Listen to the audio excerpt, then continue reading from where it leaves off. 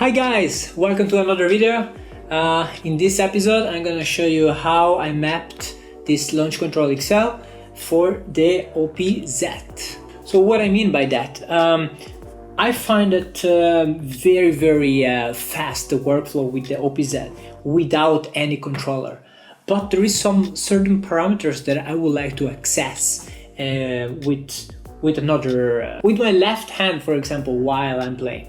So I searched a bit online, and Cuckoo made a really good video explaining the connection that you can make with other devices. For example, this one to the OPZ. You can connect like MIDI keyboard, for example, or other devices MIDI. I personally find that this Launch Control XL has a perfect layout for my needs, and I'm gonna show you and explain you why.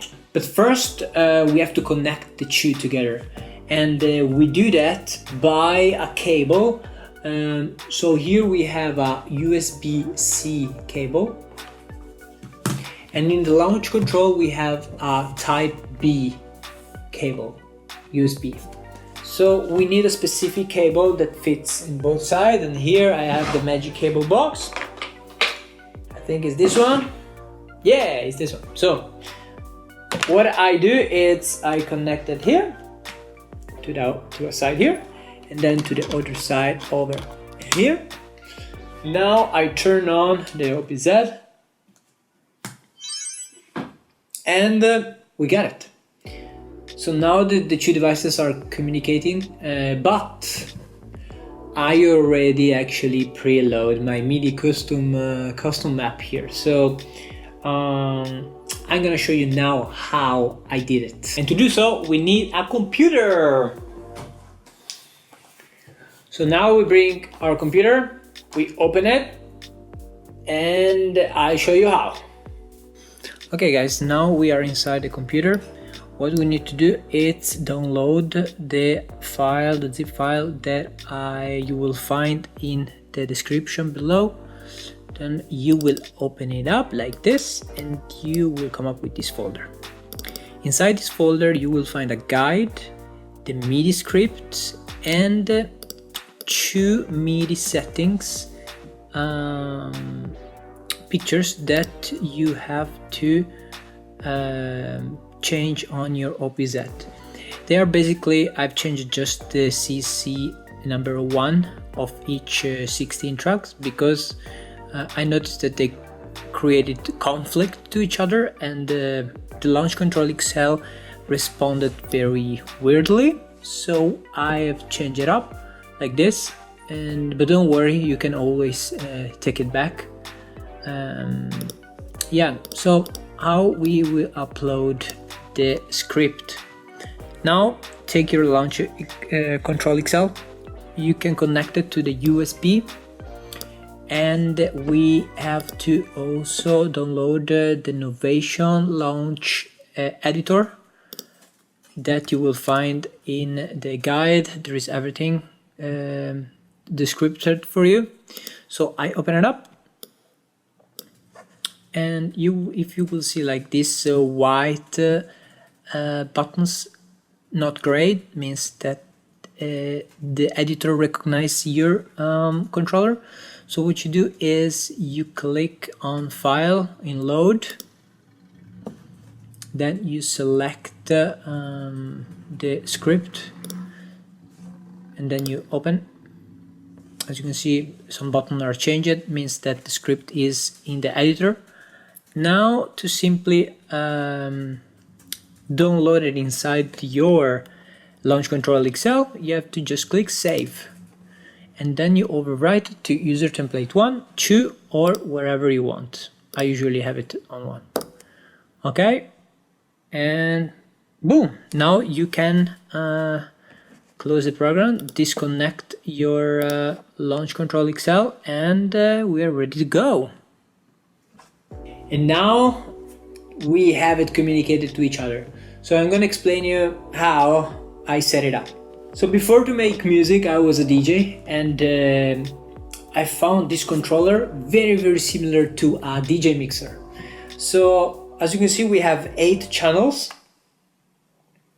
And the way I set it up is the first four are for the sample tracks. The next four are for the synth tracks. So it's pretty straightforward. Those faders are for the volume of our synth and the sample tracks. And if I select, for example, the kick drum, there is no sound because the volume is down. So now we have suddenly the sound. The first and the second knobs are for the delay and reverb, the effects that I use mostly in live performance or when I produce music. So this is how it works. If I select, for example, the chords, which is channel, this one, 8, I'm gonna turn on the volume. And this is just no delay or reverb. Delay, reverb. So as you notice, I moved these knobs here. 1, 2, 3, 4. Those knobs are for the filter knobs, and they are used for the bass, lead, arp, and chords. For example, if I choose the bass, turn the volume up. So now I can manipulate the filter with this. Same for this track. What about the third knobs in the sample tracks? Those are for manipulating the pitch. I think it's very fun to like change tonality of the sound while you make music. So for me, it's a very important parameters, and that's why I map it. So as you can see, I select the sample track, which is channel number 4.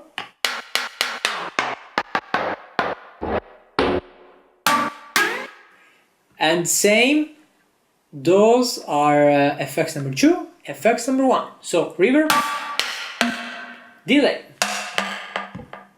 And that's it. No, it's not it. So all these 16 pads are used for the punch-in effects. The punch-in effects are set it in a specific track.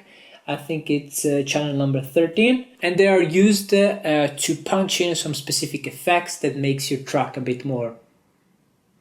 So for example, I'm going to show you now how it works.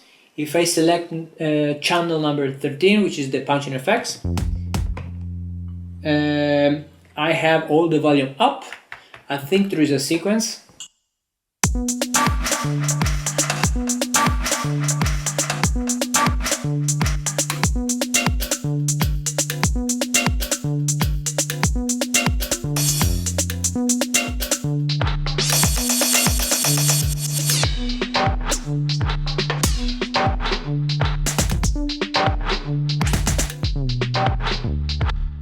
So I think it's very fun. Okay, so last parameters that I mapped are these 4 here, and I use it to manipulate the swing of your sequence.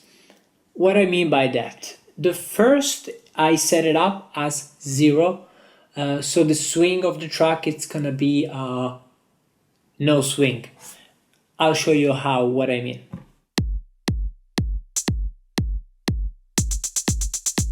This is like very straightforward. There is no manipulation of the MIDI effects. But as soon as I press one of these 3, I add a bit of swing. I'm gonna show you.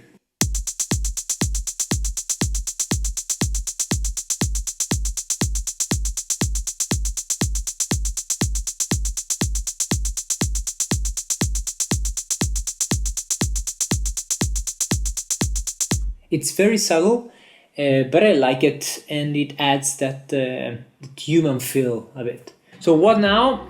Now actually you can grab my custom-made mini-map for the Launch Control XL totally for free. The link is right down below. If you need any questions, just ask, just write in the comment.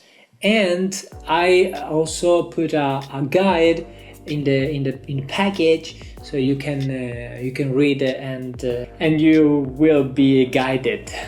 All right, thank you so much for your time, and keep on making awesome music.